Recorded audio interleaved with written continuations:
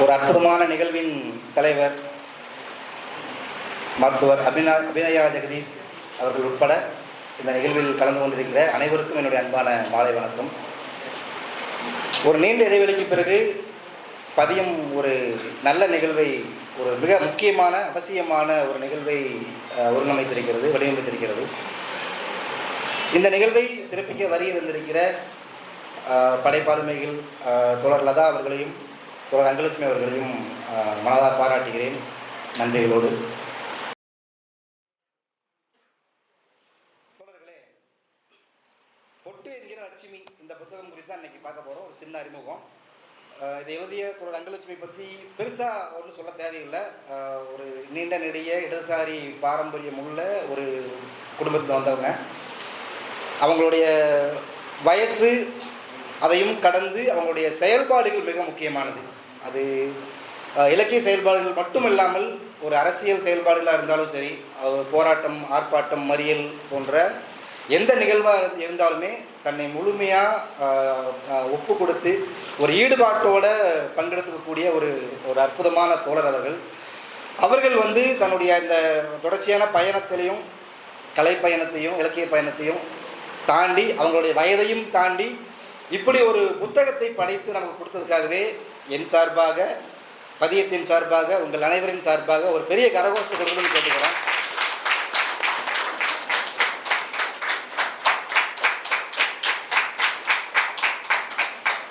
நண்பர்களே, நாம் வாழக்கூடிய இந்த சமூகம் ஒரு ஒரு கிரவுண்டுன்னு வச்சுக்கோங்களேன். நம்ம கிரவுண்டில் நிற்கிறோம், பார்க்குறோம், பல விஷயங்கள் நம்ம கண்ணில் படும். ஒரு சராசரி மனிதன் பார்க்கக்கூடிய ஒரு பார்வைக்கும் ஒரு படைப்பாளி பார்க்கக்கூடிய பார்வைக்கும் என்ன வேறுபாடு இருக்க முடியும் அப்படின்னு பார்க்கணும். அதுதான் முக்கியம். ஒரு படைப்பாளியாக எப்படி ஒரு படைப்பை ப்ரெசென்ட் பண்ணுறாங்க, கொடுக்குறாங்க அப்படிங்கிறதுல அது ரொம்ப முக்கியம். இதில் அங்கலட்சுமியோட எங்கே மாறுபடுறாங்க, எங்கே தனித்து தெரிகிறாங்க அப்படின்னா, ஒரு சராசரி மனிதன் ஒரு சராசரி நிகழ்வை பார்க்கிற பார்வையில் அவன் அந்த பிம்பத்தை மட்டும் பார்க்குறான். ஆனால் ஒரு படைப்பாளியாக அந்த பிம்பத்தை கடந்து ஒரு உணர்வு பூர்வமான, அதில் உள்ளார்ந்த ஒரு உணர்வு நிலையை ஒரு படைப்பாளி பார்ப்பான். அப்படி தான் தோழர் அங்கலட்சுமி அவர்கள் இந்த படைப்புகளில் பார்த்துருக்காங்க, நான் நம்புகிறேன். ஏன்னா அவங்களுடைய பார்வை தனித்துவமானது. கதைகள்னு பார்த்தா அது 15 கதைகளும் மிக எளிமையான கதைகள் தான். அதோடைய தீம்ஸ் எல்லாமே ரொம்ப மெனக்கெட்டு எடுத்தது கிடையாது. இயல்பாக நம்ம பக்கத்து வீட்டில், எதிர் வீட்டில் நம்ம பார்க்குற நபர்கள், எளிய கதை மாந்தர்கள், எளிய கேரக்டர்ஸ், இவங்களை வச்சு உருவாக்கின கதைகள் தான். இன்னும் சொல்ல போனால், நம்ம பக்கத்து வீட்டு அக்காவையோ எதிர் வீட்டு அக்காவையோ டெய்லியும் பார்ப்போம். நாம் பார்க்குற பார்வை ஒரு மாதிரி இருக்கும். ஒரு படைப்பாளி அவங்க பார்த்த பார்வை வேறுபாடாக இருக்குது, முற்றிலும் மாறுபட்டு. நாம் சராசரி மனிதர்கள் பார்க்க தவறிய ஒரு கோணத்தில் பார்த்ததுனால தான் இன்றைக்கி இந்த புத்தகம் அவங்களால படைக்க முடிஞ்சதுன்னு நான் நம்புகிறேன். அதுக்கு முதல்ல ஒரு வாழ்த்துக்களை தோழரை தெரிவிச்சுக்க விரும்புகிறேன். ஒரு சின்ன ஒரு கதை மட்டும் சொல்லிடுறேன், அப்போ புரிதலுக்காக. எஸ்ரா சொன்ன கதை இது. ஒரு குடும்பத்தில் கணவன் மனைவி 2 பேர். கணவன் கண்டிப்பான கணவன். மனைவி வெளியே போயிட்டு வராங்க. அவங்களோட கால் கொலுசு தொலைஞ்சு போயிடுது. இது எஸ்ரா சொன்ன கதை. கால் கொலுசு மிஸ் ஆயிடுது. கணவர் கோவப்படுறாரு. எப்படி பொறுப்பு இல்லாமல் இருக்கிற நீ, உடனே போய் அதை தொலைஞ்சு போனால் கொலுசை தேடி எடுத்துகிட்டு வான்னு நினச்சிடாரு. அவங்க மனைவி போகும்போது தனியாக போகிறதுக்கு பயம். ஒரு சின்ன பையனை கூட்டிகிட்டு போகிறாங்க. பஸ் ஸ்டாண்டு போகிறாங்க. எல்லா பஸ்ஸில் ஏறி பார்க்குறாங்க, கிடைக்கல. அவங்க எந்த கடைக்கு போய் டீ சாப்பிட்றாங்க, அந்த கடைக்கு போய் தேடுறாங்க, அங்கே கிடைக்கல. சுற்றி பார்க்குறாங்க, கொலுசு கிடைக்கவே இல்லை. அப்போ ஒரு கண்டக்டர் வராரு. அவர் சொல்கிறாரு, இந்த அம்மா பார்த்துட்டு சொல்கிறாரு, நீ பஸ்ஸில் குதிச்சு ஏறினீ இல்லைம்மா, ஒருவேளை நீ குதிக்கும் போது விழுந்திருக்கும், பஸ்ஸை கீழே தேடி பாருங்க அப்படிங்கிறாரு. அப்போ அந்த பையன் பஸ்ஸுக்கு கீழே பார்க்குறான். இதில் கவனிக்க வேண்டிய விஷயம் என்னென்னா, அந்த பையனுக்கு அந்த பார்வை புதுசாக இருக்குது. அது வரைக்கும் பஸ் ஸ்டாண்ட் அப்படின்னா பஸ் தெரியும், பஸ்ஸுக்குள்ளே இருக்கக்கூடிய நபர்கள் தெரியும், சீட்டுகள் தெரியும், இதெல்லாம் தெரியும். முதல் முறையாக அந்த பையன் பஸ்ஸுக்கு கீழே பார்க்குறான். பஸ்ஸுக்கு கீழே ஒரு நாய் சுருண்டு படுத்துருக்கு, ஒரு எச்சி தூக்கி வச்சுருக்காங்க, ஒரு பான்பரா கவர் கிடக்குது. அவனுக்கு புதுசாக தெரியுது பஸ்ஸுக்கு கீழே பார்க்கும்போது. அதுவரை அவன் பார்க்காத ஒரு பார்வை அந்த கீழே பார்க்கும்போது அவனுக்கு கிடைக்குது. இது ஒரு கதையாக முடிப்பார்.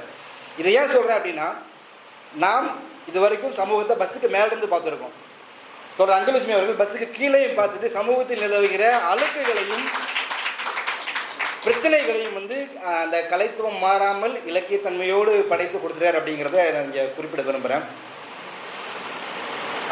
15 கதைகளும் 15 வகையான களம். நம்ம ஒன்னொன்றுக்குள்ளே போக முடியாது, நேரம் இல்லாத காரணத்தால்.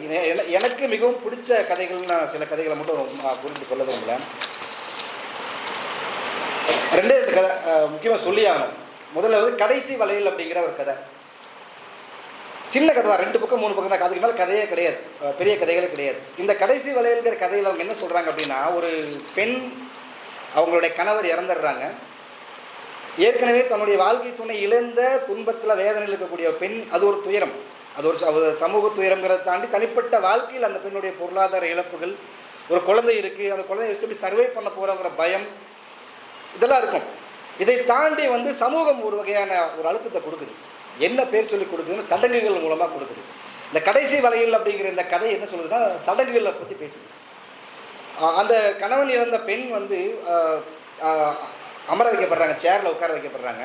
அவங்களுக்கு அலங்காரம் பண்ணுறாங்க. அவங்களுக்கு அந்த சேலை உடுத்துறது, பூ வைக்கிறது, புதுசாக வளையல் போடுறது, இதெல்லாம் போட வச்சுட்டு அப்படியே அடித்து உடைக்க வைப்போம். நம்ம பார்த்துருப்போம். அதெல்லாம் நம்ம இது ஒரு சம்பவமாக பார்த்து கடந்து போன விஷயம்.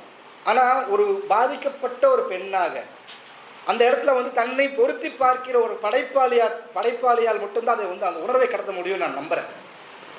ஏன்னா வெறுமனே வந்து அந்த ஒரு கணவனை இருந்த துயரம் தாண்டி அந்த பெண் அடையக்கூடிய அவமானம், அதான் இங்கே முக்கியமான விஷயம். தன்னுடைய துன்பம், பயம், இதையெல்லாம் கடந்து இந்த சமூகம் வந்து நம்ம வெக்டிமாக இருக்கோம். நம்ம வந்து ஒரு இழப்பில் நிற்கிறோம். இவ்வளோ பெரிய இழப்பை தாங்கி இருக்கக்கூடிய என்ன மீண்டும் மீண்டும் ஏன் அவமானப்படுத்துறீங்க ஒரு கேள்வி இருக்கு இல்லையா, மிக முக்கியமான கேள்வி. இந்த புள்ளி தான் நான் சொல்கிறேன். இதுபோல் ஒரு கேரக்டருடைய அந்த உளவியல், அந்த உணர்வை பேசுகிற அந்த இடங்கள் தான் மிக முக்கியமான இடங்களாக நான் பார்க்குறேன். அப்புறம் வந்து இன்னொரு கதை வந்து சித்தாள். நம்ம எல்லாருமே பார்த்துருப்போம். ஒரு கட்டடம் கட்டும் போது மேஸ்திரி வேலை செய்வார், சித்தாள் வேலை செய்வாங்க, நிறையா பார்த்துருப்போம். நம்ம யாருமே பார்க்காம இருக்கக்கூடிய வாய்ப்பே இல்லை, இயல்பாக நம்ம பார்த்துருப்போம். ஆனால் ஒரு பெண் சித்தாள் வேலைக்கு போகிறாங்க புதுசாக. அவங்க கம்பெனிக்கு போயிட்டுருக்காங்க. கம்பெனியில் வந்து ஒரு ஸ்ட்ரைக் நடக்குது. அவங்க அதுக்கு மேலே வந்து வேலை இல்லை, குடும்பத்தை காப்பாற்றணும். ஒரு சித்தாள் வேலைக்கு போகிறாங்க. புது அனுபவமாக இருக்குது அவங்களுக்கு. அது வரைக்கும் வந்து வேற ஒரு துறையில், ஒரு கம்பெனியில் ஒரு பீஸு, ஒரு பனியன், துணி இப்படி இருந்தவங்கள முதல் முறையாக போய் அந்த மண் சிமெண்ட்டை கலந்து அந்த வேலை செய்ய போகிறாங்க. கற்றுக்குறாங்க. ஆர்வமாக வேறு வழியில் சர்வே பண்ணி ஆகணும். அதை கற்றுக்குறாங்க. கொஞ்சம் கொஞ்சமாக ட்ரை பண்ணி அந்த ஒரு நாள் நடக்கிற சம்பவம் தான் கதை. அது போய்கிட்டே இருக்கும். இன்னொரு பெண், இவங்களை கூட்டிகிட்டு போகிற இன்னொரு பெண் வந்து அதில் எக்ஸ்பர்ட்டாக இருப்பாங்க அந்த கலவை கலக்கிறதுல. ஒரு ஆண் தொழிலாளி எவ்வளோ ஸ்பீடாக கலக்குவானோ அதை விட இன்னும் ஸ்பீடாக கலக்குறாங்க. எக்ஸ்பர்ட்டாக இருக்காங்க, டேலண்டடாக இருக்காங்க. அதே வேலை செய்யக்கூடிய ஒரு ஆணை விட இந்த பெண் இன்னும் அந்த துறையில் வந்து தகுதி வாய்ந்த நபராக இருக்காங்க. மாலை வருது, சாயந்தரம் நேரம் ஆகுது, அந்த மேஸ்திரி சம்பளம் தராரு. அந்த வேலை செய்யக்கூடிய அந்த நான் ஸ்கில்டு லேபர், அதாவது திறனற்ற அந்த ஆண் தொழிலாளிக்கு வந்து சம்பளம் 700 ரூபாய் 800 ரூபாய். நல்லா வேலை செய்யக்கூடிய ஒரு ஸ்கில்டு லேபர் அந்த பெண் தொழிலாளி சம்பளம் வந்து 400 ரூபாய். இது எவ்வளோ ஒரு அநியாயம் பாருங்கள். அதாவது இயல்பிலேயே வந்து ஆண் பெண் அசமத்துவம் அப்படிங்கிறது சமூகத்தில் இருக்குது. அது வேலையிலும் இருக்குது. வேலையில் கூட எப்படின்னா ஒரே கேட்டகரியில் ஒரே மாதிரி வேலை செய்யக்கூடிய 2 பேருக்கு ஏற்றத்தாழ்வுனா கூட ஒரு லாஜிக் இருக்குது. சரின்னு சொல்ல வரல, ஒரு லாஜிக் இருக்குது. ஆனால் ஒரு ஆணை விட பெண் நல்லா வேலை செய்கிறான், ஒரு ஸ்கில்டாக இருக்கா. ஆனால் அவளுக்கு பெண் என்கிற ஒரே காரணத்துக்காக அவளுடைய அந்த சம்பளத்தை குறைச்சி கொடுக்கிற இந்த சமூகத்தினுடைய பார்வை இருக்கு இல்லையா, அதை அவங்க அழகாக பதிவு பண்ணுறாங்க. சொல்லிகிட்டே போகலாம். அவங்களுடைய ஒவ்வொரு கதைகள்லையும் வந்து ஒவ்வொரு டச்சு வைக்கிறாங்க.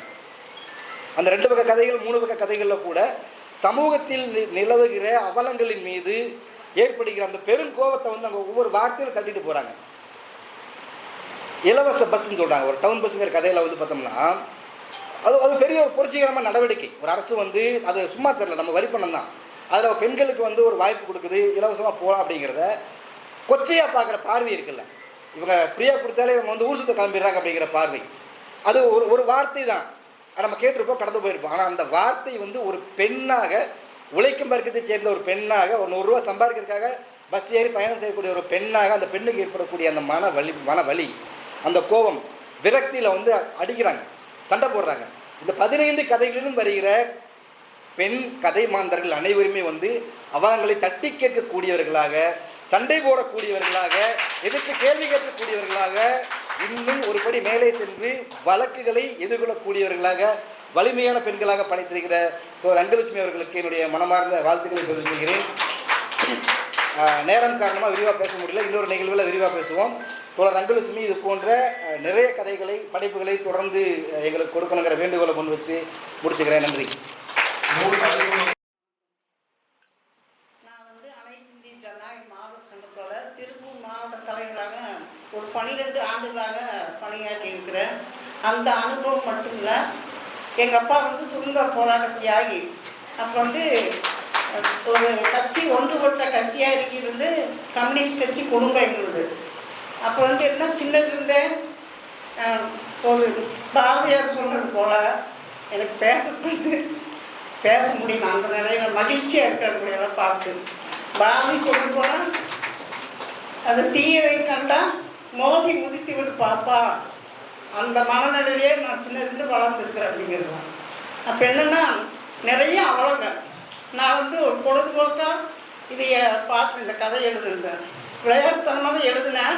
ஆனால் என் மனசுக்குள்ள பல ஆயிரக்கணக்கான பெண்களோட பாதிக்கப்பட்ட பெண்களோட வேலை செஞ்சதுனால, இப்போ அவங்களுக்காக வேலை செஞ்சதுனால நிறைய கதை இருக்குது அப்படிங்கிறது தான். ஒரு 20 வருஷத்துக்கு முந்திங்க, அப்போ திருப்பூர் மாவட்டமாக ஆகலை, கோவை கிழக்கு மாவட்டமாக நான் துணைத் தலைவராக இருப்போம். 20 வருஷத்துக்கு முன்னே தேதி மறந்துச்சு. அப்போ நாங்கள் கிழக்கு மாவட்ட சிறப்புதல்னு சொல்லி எங்களுடைய ஜனநாயக மாதர் சங்கத்தோட தமிழகத்தில் இவ்வளோ பெரிய அமைப்பு நிறைய இருந்தால் கூட ஒரு பெண்களாக நடத்துகிற ஒரு இதழ் மகளிர் சிந்தனை. அதில் நான் இங்கே திருப்பூரில் போய் நாங்கள் முன்னணி ஊழியர்களை பேட்டி எடுத்து ஒரு புக்கு தயாரிக்கிறோம். அப்போ என்னை ஒரு கதை எழுத சொல்லி என்னோட தோழி செம்மலன்னு சொல்லி அவங்க முன்னாள் மாவட்ட செயலாளர் எழுத சொல்கிறாங்க. அப்போ நான் சரி ஒரு கவிதை மட்டும் எழுதினேன்.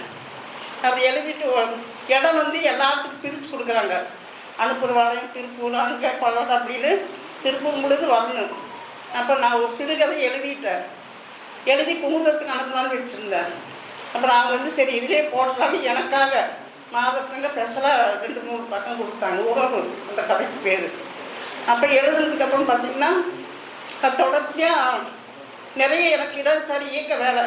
அதை காலையில் எழுந்திரிச்சு குளிச்சோம்னா ஏதோ மீட்டிங் இருப்பாங்க, ஒரு 4-5 பொறுப்பு இருக்கிறதுனால. அப்போ என்னென்னா எனக்கு எழுதுறதுக்கு நிறைய வாய்ப்பு கிடைக்கிறது கூட அப்பப்போ நான் அந்த மகளிர் சிந்தனைக்கு மட்டும் எழுதி அனுப்பிச்சிருப்பேங்க. அப்புறம் அதுக்கப்புறம் இந்த மொபைல் ஃபோன் ஒரு 5-6 வருஷம் இந்த பெரிய டச் ஃபோன் வந்ததுக்கப்புறம் கொஞ்சம் கூடுதல் வாய்ப்பு. நைட் தூக்கம் விளாட்டியும் கூட ஏதோ ஒரு கவிதை அது எடுத்து போட்டிருப்பேன். எல்லோரும் இப்போ எனக்கு ஃபேஸ்புக் ஃபாலோவர்ஸ் அதிகமாக இருக்காங்க, அது பெருமையாக சொல்லிக்கிறேன். ஏன்னா இடதுசாரி தோழர்கள் அதிகமாக இருக்காங்க. அப்போ அவங்க ஆதரவு சேர்ந்து எனக்கு ஒரு ஊக்கமாக இருந்துச்சு. அந்த கவிதையை மடத்துக்குள்ள தோழர் பன்னீர்செல்வம் எங்கள் எழுத்தாளர் சங்க மாவட்ட குழு உறுப்பினர். நான் இப்போ தமிழ்நாடு முற்போக்கு எழுத்தாளர் சங்கத்தோட மாவட்ட துணை தலைவராக இருந்துருக்கிறேன். நான் 35 வருஷமாக மாவட்ட கமிட்டியில் இருக்கிறேன். ஒரே பெண் நிரந்தரமா, நிறைய பெண்கள் வருவாங்க போவாங்க, நான் நிரந்தரமாக இருந்துட்டு வரைக்கும். அப்போ அவர் நீங்கள் ஏதாவது ஒரு கவிதை அனுப்புங்கன்னு சொன்னார். சரி நான் அப்போ எழுத நேரம் இல்லை, மாநாடு அதுக்கு வேலை. நான் 20 வருஷத்துக்கு முந்தி எழுதின கவிதை வரதட்சணை எதிர்ப்பு கவிதை அது. ஆனால் இன்றைக்கி வரைக்கும் அது பொருந்தது, அனுப்பிச்சுட்ட முடியும். அவங்க இப்போ தான் எழுதுனாலும் போட்டு அதை ஒரு புக்காக கொண்டு வந்துட்டாங்க. அந்த நிறைய கவிதை புக்கில் அது சரின்ட்டு எங்களுக்கு ஒரு கதை அனுப்பணும்னு சொல்லி கேட்டாங்க. சரி முன்னே எழுதுனத அனுப்புனானா அந்த புக்கு எனக்கு மிஸ் ஆகிடுச்சு. மகளிர் சிந்தனை பீரோ லாக்கரில் வச்சுருந்தேன். யாரோ எங்கள் வீட்டுக்கு வந்தவங்க படிச்சுட்டு எடுத்துகிட்டு போயிட்டாங்க.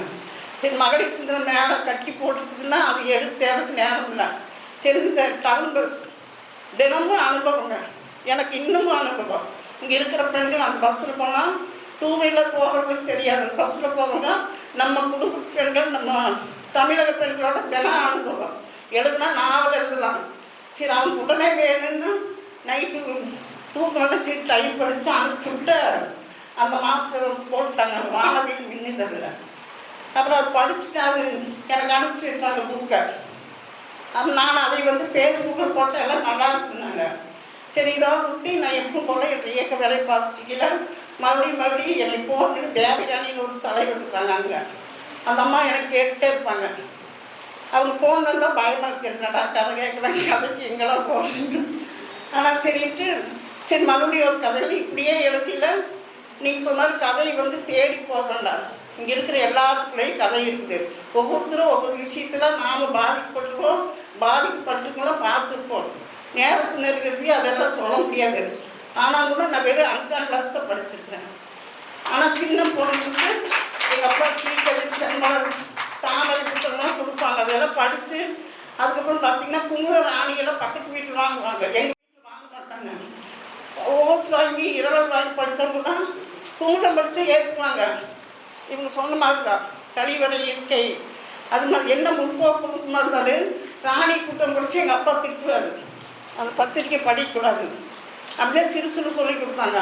ஆனால் அதுக்கப்புறம் நான் படித்து பழகுனதுக்கப்புறம் எல்லா புத்தகம் படிப்போம், நமக்கு எது வேணுமோ அதை எடுத்துக்கணும் அப்படிங்கிற மனநிலையில் இருந்துருக்கிறேன். மறுபடியும் வந்து இந்த புக்கு வெளியிட்டதுக்கப்புறம் 2 கதை அனுப்பிச்சு வந்துருக்குது. மறுபடியும் 4-5 எழுதி வச்சுருக்கிறேன். இனி ஒரு புத்தகத்தோடு உங்களை சந்திக்கிறேன். நன்றி, வாங்க.